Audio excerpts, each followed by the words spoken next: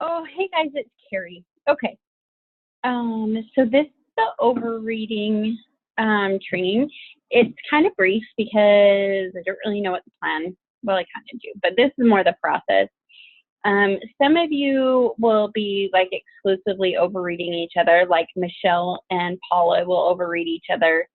I don't know who gonna overread Carrie yet. Not me, Carrie, other Carrie, Carrie with a K.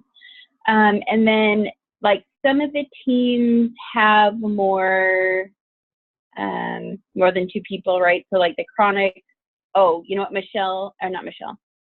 Mary and Liz are gonna end up overreading each other.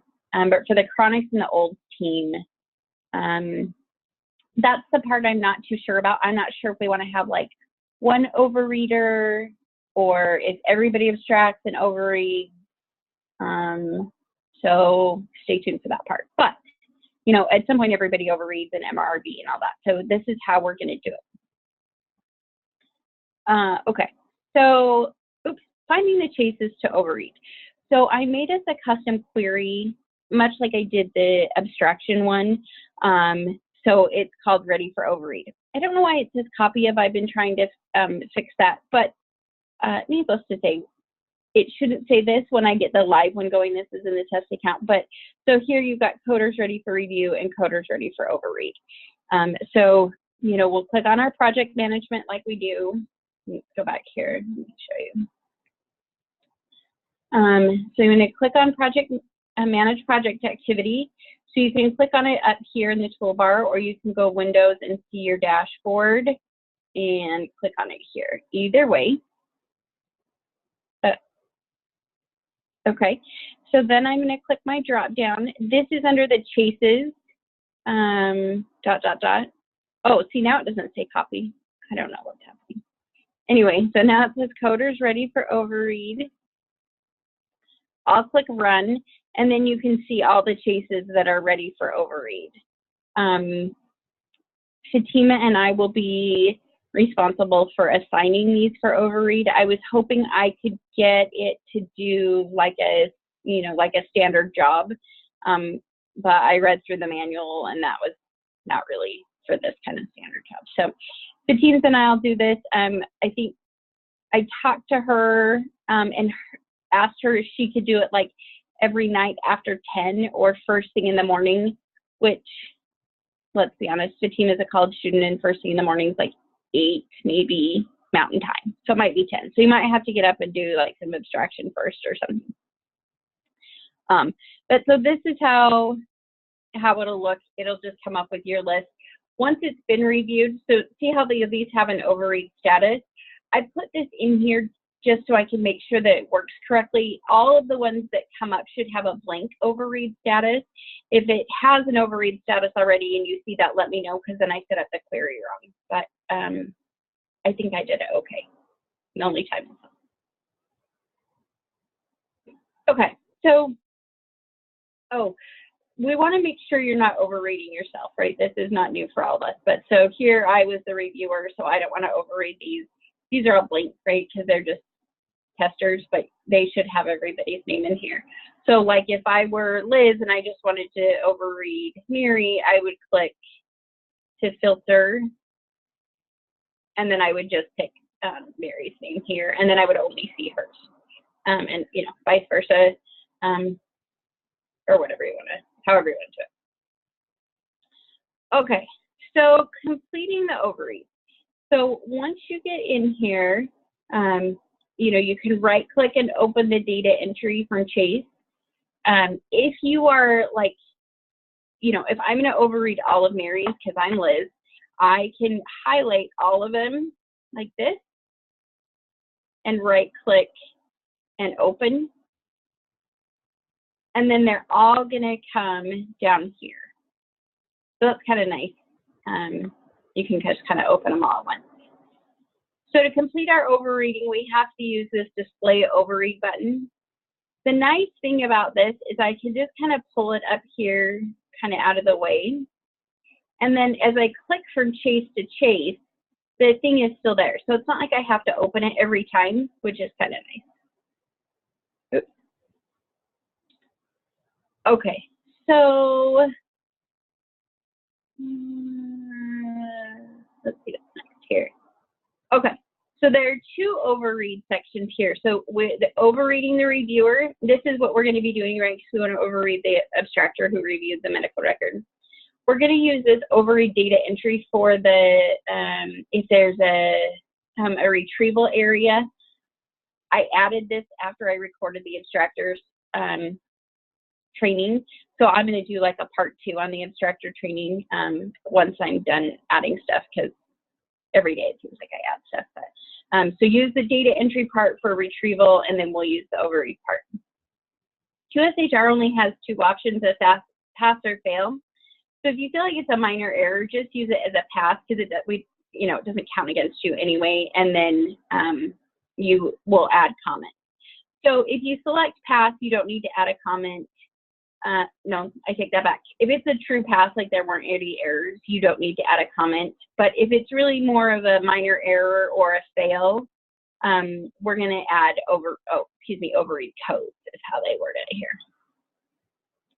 So it's got this drop down that we can use. Some of these are retrieval codes that I've put in already. So poor copy, wrong measure, wrong chase ID, multiple charts in the patient. And then I will put in some overread codes. So like not the most recent, I don't know. Well, we'll have to figure out some. And if it doesn't work, or if you don't find anything that you want to use, I think you can just leave it blank. Maybe not. Maybe you do have to select something. So maybe I would just put in like an other. I'm not really sure. The username, this is going to be your username because I am the overreader. And so that your name goes here. And then you have to leave a comment. So let's say, forgot to change status. This would be like if you left it status is active, and then you could just leave a little something like left is active. Okay, so let's say you did most recent, you would say like more recent BP on 12/25, whatever. Okay, so you would just leave a little comment there. You click finish here, and that comment will show here. So this is your, this is the code, this is you, and then this is the comment. I forgot up here, on the overread reviewer, you do need to enter the reviewer's name. So it does populate just right here for you to see. I know it's kind of annoying that it doesn't automatically populate, but we get what we get. So once you're done with that, you can just leave it open and hit save. Okay, you can even close out of this one. Yes, I went to save. Okay. Oh, it closed them all. Oh, I didn't expect that. Okay, let's go back. So apparently what I would want to do is not close, but just go to the next one. Okay, so I can see here, oops, I've got this overread, but then if I click down to this next one, oh, that one already had a code. Okay, let's find one I haven't tested yet. So see here, we can see that it's blank because I moved down to the next case. So this one was a test that I did on the 13th. And then this one, you can see I did today. That's kind of nice. You don't have to like close this window every time. But don't hit X apparently because it'll close them all down. Lessons learned. Okay, I hope that makes sense. My brain, I feel so fuzzy right now, so I hope I'm making sense. So here in the overread reviewer, right, we're going to select the reviewer. We're going to enter their name there. There's a pass fail option. Oh, the date will automatically populate for us there. That's kind of nice. So we'll do pass fail. You can click to add a comment in the code. This is that box that comes up. Let's see. So category, you pick the drop-down code. Like I said, this is what's loaded so far. There'll be more. We'll work on that. Username. And I don't want to do too many so that's like you're scrolling and scrolling and scrolling. You know, we might just have like a couple and then other, right? And then you would just leave your comments here.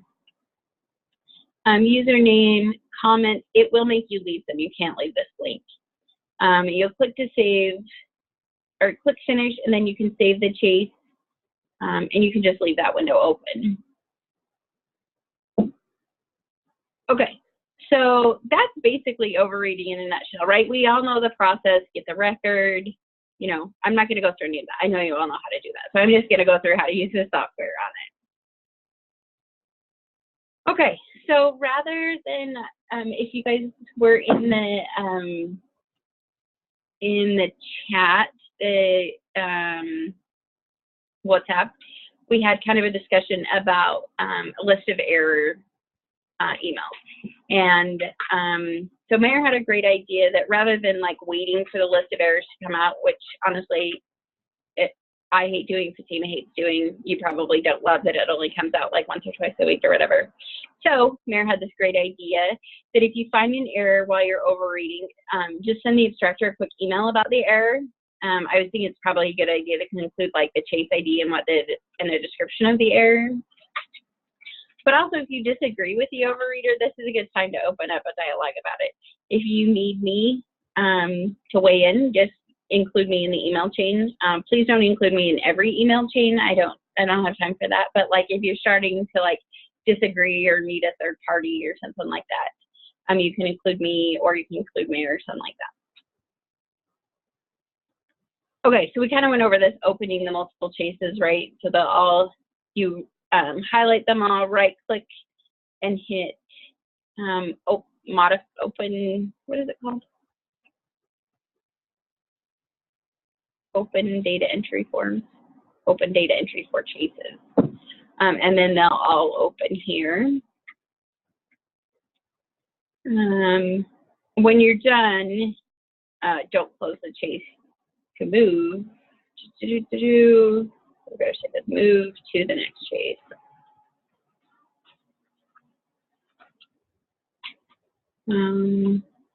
Don't close each chase because it will close them. Okay. So finding the medical records, so like we did with abstraction, so we'll come in our folder, right? Say we're doing ABA. These are the ones here that are ready for overread or ready for abstraction. Once they've been abstracted, they'll be here in this ready for overread folder. And then we have, once you're done, just move them to overread complete. That's why we can just keep only the chases that haven't been overread here in this folder. And if you wanted to come look, like if you're, if somebody emails you and it's like, hey, you made a mistake on this chase, they should be in this overread complete folder here. So just a heads up on where I think you're gonna find them. Okay, so I don't think this is gonna be a problem, but if you are trying to find a chase and you just can't find it, you can come here in this search ABA. You can even come out here and search the incoming records folder and put in the chase ID that you're looking for, and it should pull it up. And it'll tell you where it is. The problem with this is that then you have to, you can click open file location, it'll highlight, and then you can drag it in here. So I guess take that back to the problem with this. So you can do that if you want and just search for it that way. That's a lot easier than what I was thinking. But you can just click this open file location. It'll take you right where it is and highlight it for you. The other thing you can do if you want, if they should come in numeric or alphabetical order, but if they don't, you can just click on this name and it'll reorder them for you. Okay, annotating and overread. So let me close this so you can see what I'm talking about. So if you open a record, it might open with the sticky notes like all over it, right? And then you're like, well, this is dumb. I can't even see what's behind here. So to fix that, just click on the comment button, or you can go view comments, annotations, and it'll bring them all over here and line them up for you. Okay, and now you can just click, and it'll take you, oh, these are all on the same page, but it'll take you to the different pages. So let's say I leave a note here. I'll sort of tell you why I peek here in a second. But so then I can just click, and it'll take me right to the area where the note is and give me this kind of sparkly edge. Okay, so you can see mine came up pink. If you're overreading a bunch, this is totally optional.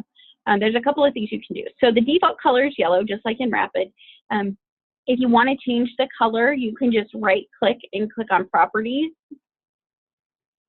Okay, then you just click on this little color icon and you can change the color, right, to whatever you want to change it to. I don't really care. If you're going to be doing overreading for a while and you want to change the color, you can click here to make it the default property, and then all your sticky notes from then on will be this other color. When you go back to abstracting, just the same thing. You can just enter your first note, click properties, change it back to yellow, and make your default. Once you change the color, like if I change the color here, but I don't make it my default, my next note will come up yellow again. So just heads up about that. If you don't want to change the color, it's kind of a pain. You can just come over here and double click and then leave a note. So I would say, overread, I don't know, type it on data service. Whoa, on data service. Put my name or whatever. You can do that as well. You know, there aren't very many of us. It's not like we're trying to standardize several hundred people doing it the same way. So, you know, as long as it's clear that, you know, if you change something, you know, you leave a note or you enter a new sticky note, right? So here I could have said, you know, overread, I don't know, misfunctional status, right? Something like that. Whatever you want to do. Okay, make sure you save it. So those notes will be in there. And then you can just click here. Oh, we already overread it. So it would be in the ready for overread folder, right? And then we'll just move it to overread complete. I don't know why they've set up their system like this to notify you like every time you do this. It's so annoying, but you just have to click OK.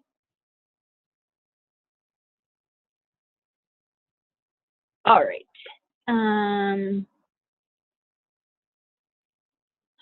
So, oh, we went through all of this. Saving the record, just make sure you hit save. I know we're used to Rapid saving it for us, but make sure you hit save.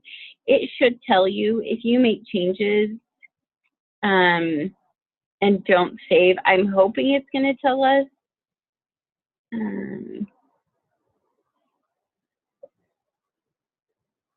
Oh, yeah. So you made changes. So that's nice, but just make sure we save. And then move it to the overread complete. Okay, subtractor quality. So if for some reason, this slide is half for me and half for you, but I do have to report the abstractor quality to our auditors. So if you want to look at this, like before I said, because I don't know if it's due weekly, honestly. I think we got onto weekly because some of the clients wanted it that way, but I have to ask my auditor. But QSHR has some default queries. So to see your quality score, let's get out of here. We are going to come here and we're going to go down to overread. Okay, we're going to click the little plus icon next to overread. And we're going to use this reviewer pass-fail summary by reviewer personnel. So this is going to give you the overread, kind of your overread score. So do keep in mind that everybody's going to be on here, so don't be a douche and be like in here being like, oh, she failed one more than I have, blah, blah, blah. I don't think we have any douches, but I just want to throw it out there. Okay, So it'll tell you the reviewer, right? You would want to filter by you. It'll tell you the measure, how many have passed, how many have failed. This is the total number of abstractions you've completed for that measure, and how many haven't been overread. So you have to do a little math if you want to see the percentage. So it would be the chases passed over divided by the total chases reviewed minus the chases not overread, right? So here in this example, where was that example? Did I not take it? So here I have a fail, right? So I've abstracted a total of 6 chases, but I've only had, when I subtract these, I've only had 2 overreads. So I have had 1 fail out of 2 overreads would be 50%.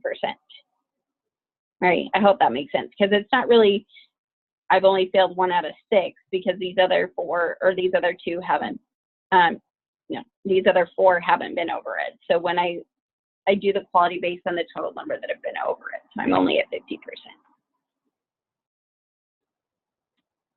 Okay, so they also have this kind of default list of errors. So this is the total overread chase details report. So we come here, we're still under overread. Okay, and then we want total overread chase detail. Okay, I'm gonna hit run. I would want to filter by me as a reviewer. This will tell you who overread it in the measure. So this is really that individual list. You can filter down by just your passes or just your fails if you want to see those. And then it will leave you the overread code and the comment. So this is really where that list of error thing is. There was some more recent blood pressure on this date. So for the WhatsApp conversation, I won't be sending this out, and you should be getting emails from the overreader. But if you get your quality score and you can't remember everything, this is how you can go back and look at it. Again, please just try and focus on your errors. Okay, so that's it for the software portion of the overread. I'm not going to cover the abstraction part. I know you guys know how to do that, but if you do, or the process of making sure you check everything and blah blah blah. So I'm just going to skip over that. But if you have any questions, let me know. Yeah, I think it's going to be good. Okay, we'll talk to you later.